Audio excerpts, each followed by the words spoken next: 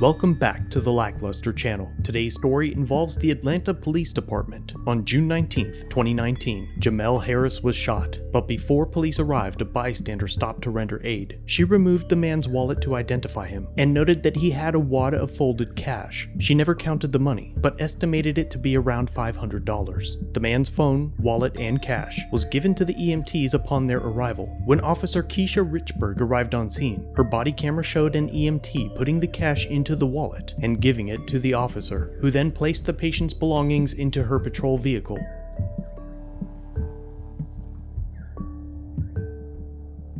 The woman who had stopped to help told the victim's wife about the cash, and when she called the department to inquire about its whereabouts, Jamel's wife was told that there was no money in the wallet. But it wasn't until the incident was posted on Facebook in a post that is now removed that the department had initiated an investigation, during which Officer Richburg told investigators that she never took inventory of the patient's effects, and that she had left them unattended in her patrol car, which is a department policy violation. She then claimed to be unaware of the money altogether. However, after conducting a lie detector test, it was noted that she lied during two questions. Number 1, did you receive a wallet containing money from personnel on the shooting incident you responded to? And number 2, did you take money from the victim's wallet? Because of those results, investigators determined that she violated the department's truthfulness policy and fired her, and most news reports now claim that the officer mishandled the cash, with the police chief saying, quote, "It's extremely disappointing to see the victim of a fatal shooting be victimized twice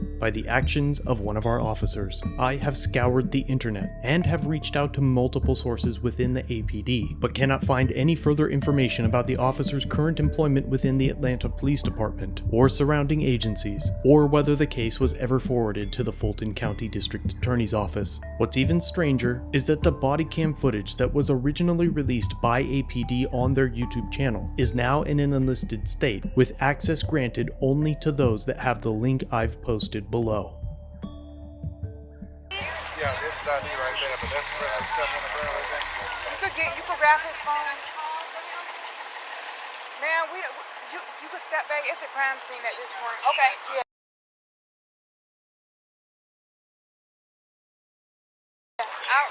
I just called in his job for him. That's fine. Okay. Just step back for a second. Yeah, man. Thank you. So in the bag. I'm not gonna mess with that because it's of course. for the front. Hey, radio's a shot to the left side of his head. No?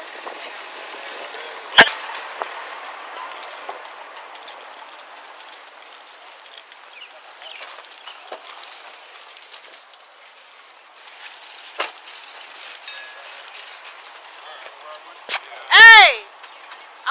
Glover! I'm gonna follow him.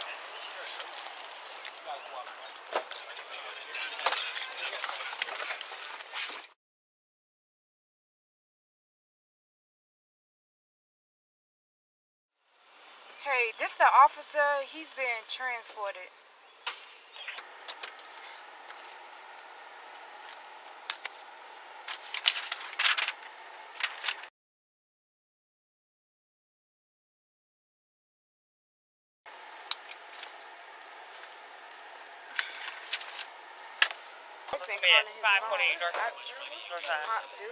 I'm not answering for nobody but his wife. Top dude said daddy. I know, right? Wife. Overall, when you get married, it's over with. You married your wife first. What about it? Can you give me the wife?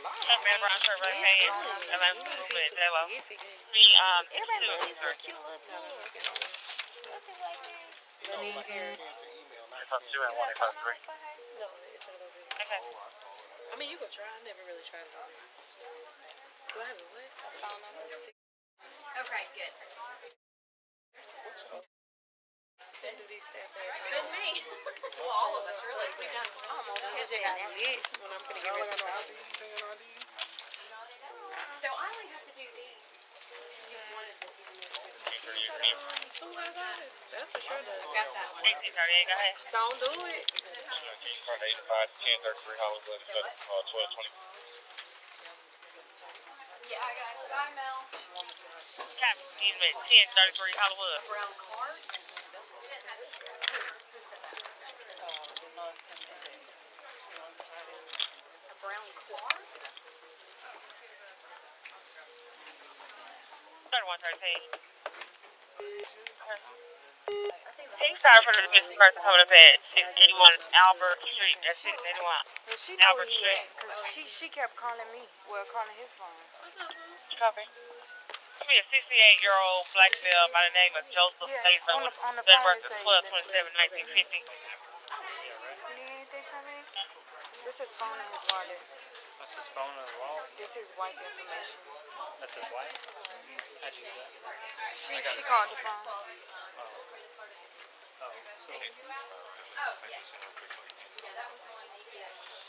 So that's his wife's information, right?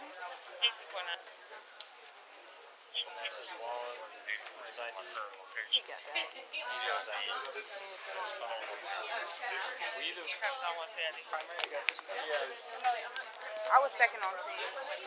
If he gets hypotensive, give him another unit. I would, I usually cap non-steroidal which is assuming he is.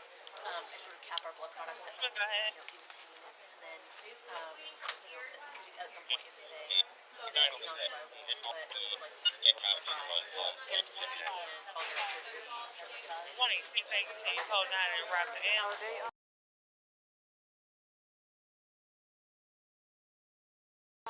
when I did speak to the wife, she said he drive a black BMW Yeah, I mean, if 5 you're transfusing 28i. She did give me the tag. I put a lookout for it because he just was on the floor. The car was there. She said that's the first thing she said. Did they take his car? they both have vaccine.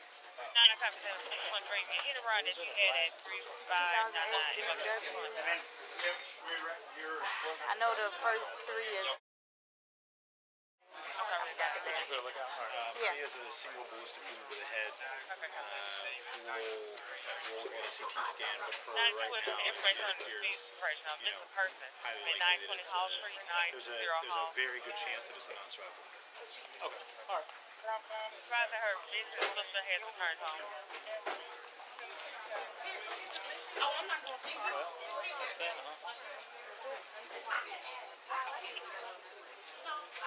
They're gonna like give him a CT scan and all that? Yeah, that's me.